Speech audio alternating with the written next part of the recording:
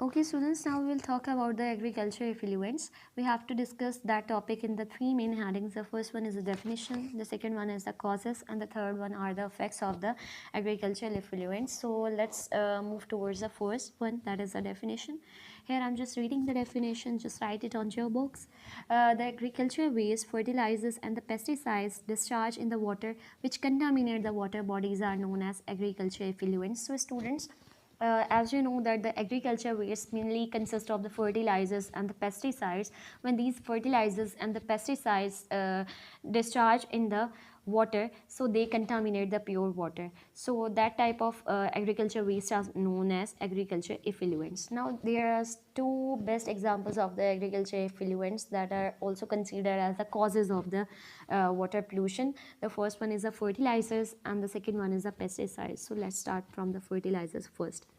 Fertilizers are used for the proper and the rapid growth of the plants. Fertilizers are used to make up the deficiency of the nitrogen and the phosphorus of the soil because of the intense cultivation of the crops. Now students, fertilizers are mainly used to fulfill the demand of the soil to increase the nitrogen and the phosphorus content of the soil, and these nitrogen and the phosphorus are basically required for the proper growth of the plants. So students, we have to use a fertilizer to boost up the content of the nitrogen and the phosphorus within the soil, that basically promotes the growth of the plants. Secondly, we will talk about the pesticides. Pesticides are used to kill or the control the pest. Now what is mean by pest? Here this is a question.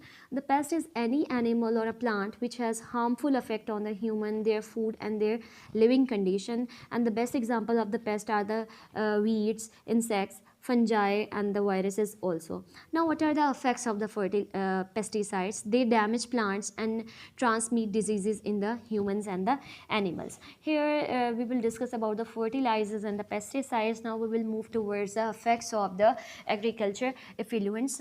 Let's start from the first one, that is the leaching process. Leaching process is the effect of the agriculture effluent, and the second one is the eutrophication. Let's start from the first one, that is the leaching process. Here we will discuss about the definition of the leaching first, and then we have to read about the effect of the leaching process. Here I'm just reading the definition, just follow me. Intensive cultivation of the crops cause these chemicals from the fertilizers and the pesticides to seep into the groundwater, and that process is known as leaching process.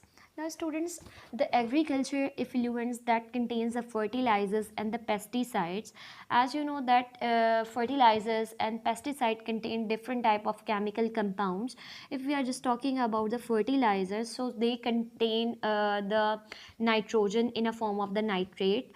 So students, when these chemical compounds like the nitrates from the fertilizers and different chemical compounds from the pesticides that is present in the soil, when they are present in the soil, and these chemical compounds may be soluble in the water. If we are talking about the nitrates, so nitrates are actually containing the negative charge on it, so they can get easily solubilized in the water by forming the bonding with the partially positive hydrogen of the water molecules. So when they are soluble in the water, that soluble in the water cause seepage from the soil, and when they show process of the seepage from the soil, they get entered into the groundwater, and that groundwater before entering of that industrial effluent is the pure water. But when these industrial effluents get entered into the agriculture effluents, when get enters into the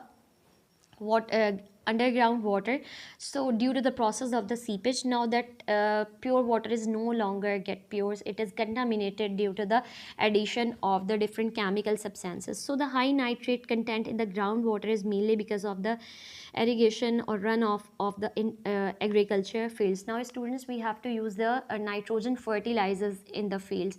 Now that nitrogen fertilizers are basically beneficial for the growth of the plants because they provide nitrates to the plants. that nitrates are basically used to boost up the growth of the plants. Now student, what are the effects of the fertilizers? Now student, that nitrogen fertilizer that boost up the content of the nitrates within the soil, that nitrates can be solubilized in the water, and when they get soluble in the water, they show the seepage process and they get enter into the underground water, and when they get into the underground water, they contaminate the water, and that when contaminated water intake by the human bodies, they cause a different disorders. Now the second one is the eutrophication. Agriculture effluent enter into the ponds and the rivers. They contaminate, they contain basically nitrates and the phosphate salts. These substances increases the algal growth that covers the water surface, and the oxygen cannot reaches and available to the aquatic plants. Now students, just listen to me flat. Students, these fertilizers are used for the growth of the plants because they provide the nitrate and the phosphate to the plants. Now when they are providing the nitrate and the phosphate to the plants, it's beneficial for the growth of the plant, but alternatively these nitrates and the phosphate get dissolved in the water, and when they get dissolved in the water and that water basically move in the, when that water, that contaminated water enters into the water bodies, so they increase the growth of the algae. So algae basically intake the phosphates, and when they intake the phosphate, they increase its growth. When the algae increases its growth, so you can say that the thick layer of the algae is known as algal bloom that covers the surface of the water. So as they cover the surface of the water, there is no penetration of the sunlight and the oxygen under the water, and when the oxygen and the sunlight is not available to the aquatic plants and the animals, there is a deficiency or the depletion of the oxygen takes place. Due to the depletion of the oxygen, suffocation is created, and the suffocation, due to the suffocation process, the aquatic plants and the animals may die. Alternatively students, when these aquatic plants and the animals may die, there are different types of the microorganisms present under the water, that microorganism may decompose the dead bodies of the aquatic plants and the animals. For the decomposition process, these microbes also needs the oxygen. There is already oxygen depletion in the under the water.